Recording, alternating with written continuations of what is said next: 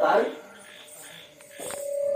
ওনার মৃত্যুবার্ষিকী উপলক্ষে সকলকে নিমন্ত্রণ করছেন, সকলে এসে দর্শন দিয়েছেন, চরণধুলি দিয়েছেন। ওনার আত্মার শান্তির কামনার্থে সকলে ওনাকে একটু ধন্যবাদ আশীর্বাদ করবে, সেজন্য বৈকুণ্ঠবাসী হইতে পারে, তার যেন সকল অপরাধ যেন ক্ষমা হয়ে বৈকুণ্ঠবাসী হইতে পারে। জয় জয়